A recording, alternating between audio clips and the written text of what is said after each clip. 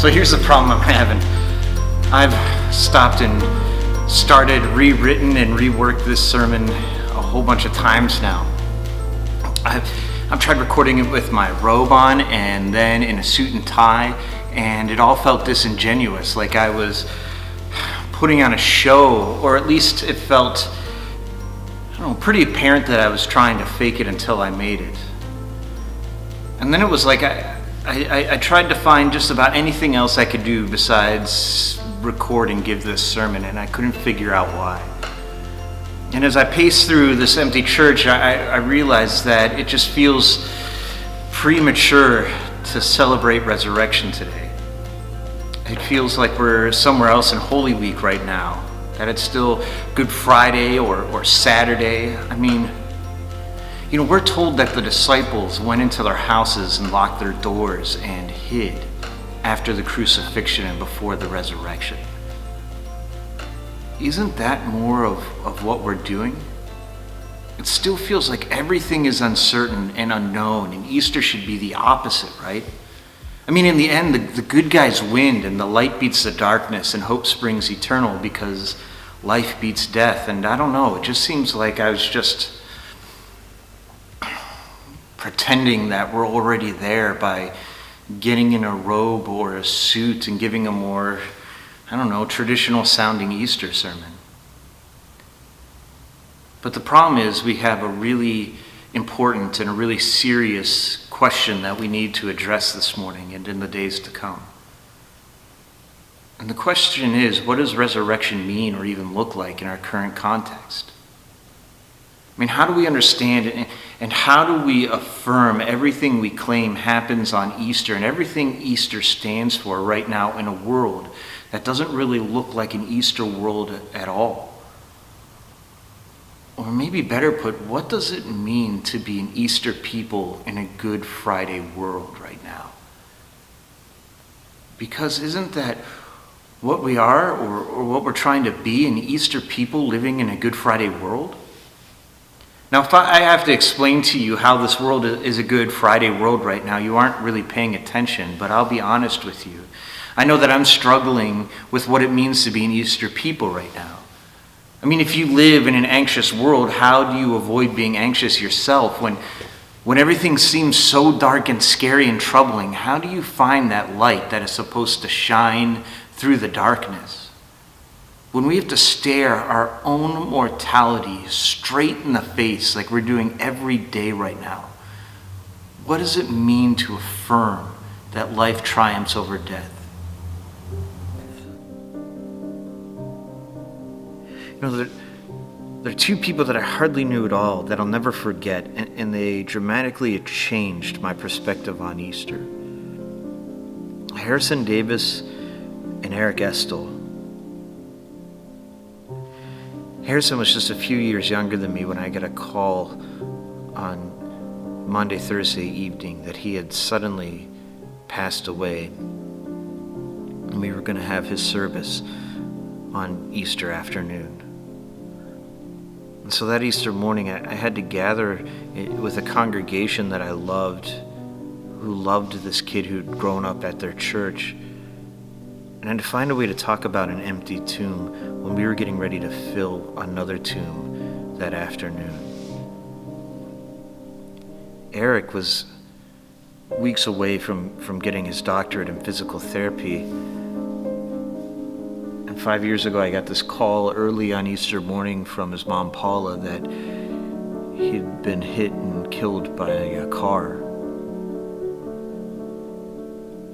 I learned something about Easter through these two gentlemen and their families and their churches, this being one of them. And what I learned is that to affirm life in the face of death,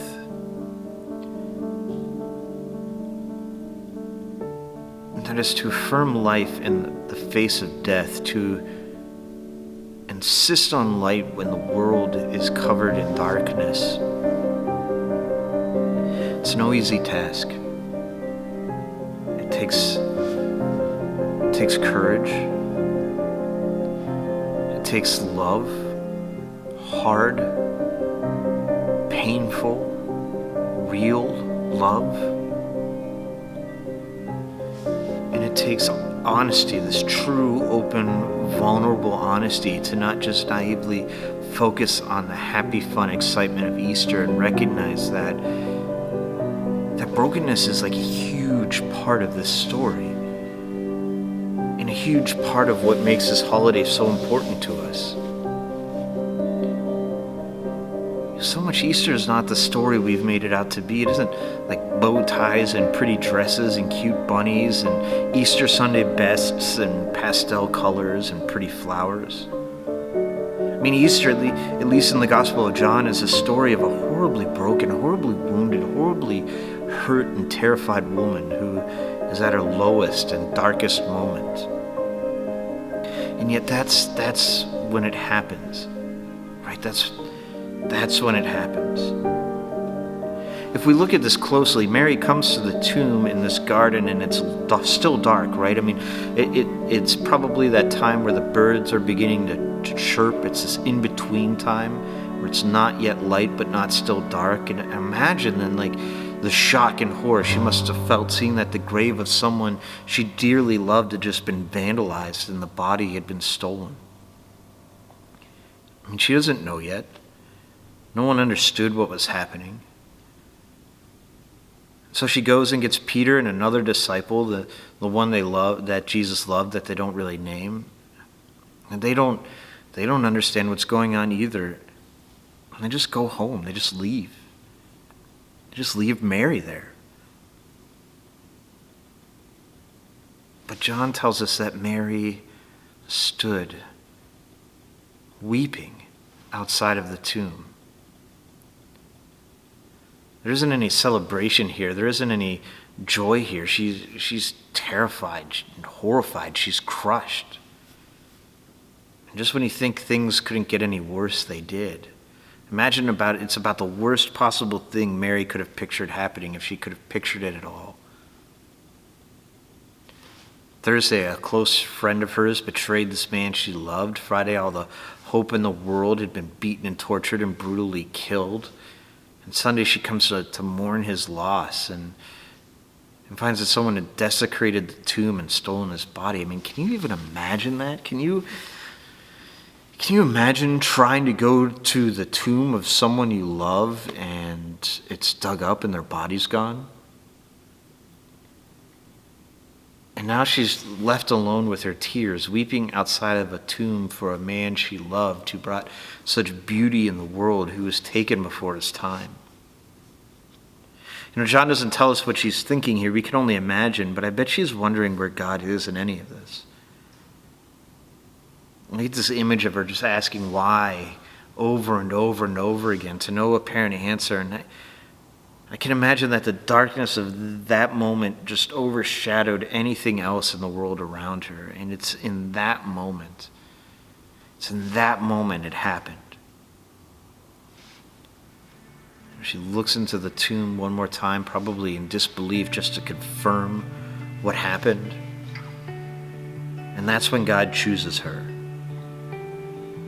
These angels could have come to anyone. They could have come to Peter or the beloved disciple when they were there. The angels could have caught them on their way back home on the road. The angels could have announced it to the multitudes in the press. They could have rubbed it in the face of the Pharisee. They could have shouted it from the mountaintops for all the world to hear, but they don't. God chooses the woman in mourning. He chooses the one who stayed behind, the one who was perhaps in the most amount of pain that Easter morning. The one who felt the most pain, the one who wept the hardest, was the one to see Christ first. What a powerful, powerful statement that is about the God and Christ we serve and celebrate this morning. John is telling us that it's suffering and joy, that it's sorrow and celebration, that it's life and death and life again. And he sets this up from the very beginning of his gospel, where he says, in the beginning was the Word, and the Word was with God, and the Word was God. He was in the beginning with God. And all things came into being through him. Without him, not one thing came into being. And what came into being in him was life. And the life was the light of all people. The light shines through the darkness, and the darkness cannot overcome it. You see that though? It's light and darkness. The darkness is still there. It isn't that it goes away. But despite that darkness, despite the suffering and sorrow, despite the hardship, despite the death, this light still shines. The light shines, and the darkness, no matter what, cannot overcome it. And John sets us up for this moment at the empty tomb from the very beginning of his gospel. And it's right when things seem that the darkness might have won. Mary's at the tomb, and it's not morning, nor is it night. It's not light or it's dark. It's that time in between. All bets are off. It could go either way. And the world is hanging in the balance, and it's there in that moment that the light bursts forth again. It's in that moment that we discover that what was dead is now suddenly alive. And so to deny or hide the fact that there's still this brokenness or this darkness or this disappointment and anxiety and maybe even grief in our world right now, to deny that is to really miss the main and central claim of what Easter and resurrections are all about, because Easter isn't all joy, and Easter isn't all celebration. And that's because, especially these days, Easter is a reminder to us to meet those suffering at their tombs, whether they're literal or figurative tombs. And we're reminded to tell them yes. Yes, suffering and joy. Yes, tears and laughter. Yes, sorrow and hope. Yes, darkness and light, but always light, no matter what light. And even though it isn't always easy to see, the great hope and promise of Easter is light. Light that shines through the darkness, light that the darkness can't overcome.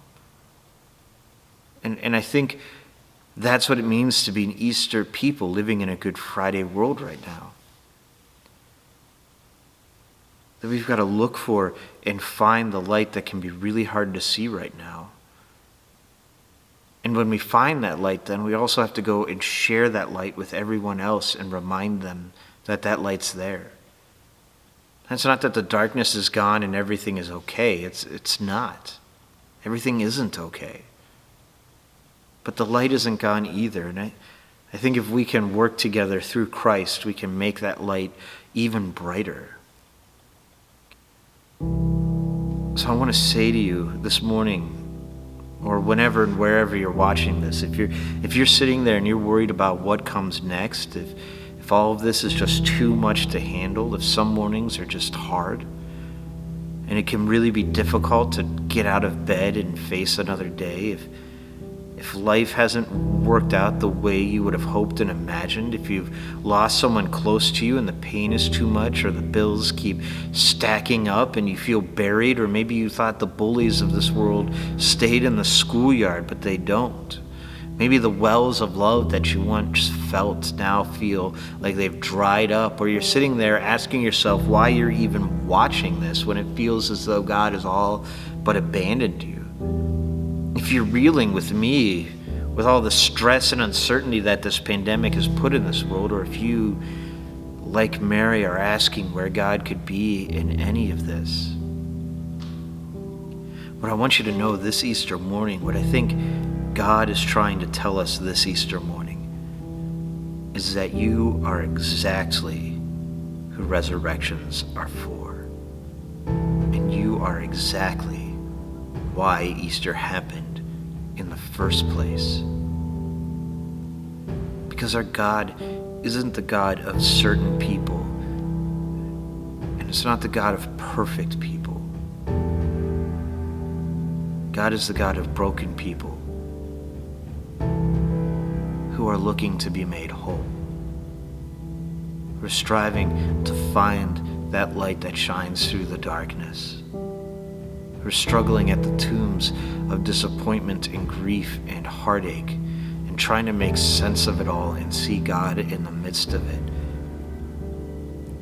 And see, what I believe and what I've found is it's in just those moments where we struggle the hardest and when things seem the darkest that God's presence becomes so much clearer to us. Maybe not in that moment, but when we look back at it, because this is the God of the little people. This is the God of lepers and tax collectors and prostitutes. This is the God of deniers and doubters and of the heartbroken and the hurting. This is the God that was broken with us and broken for us. This is the God that meets us crying at our own tombs when it seems like all else is lost. This is the God that is there for us. Easter. Easter is Christ's promise that he'll never leave us alone.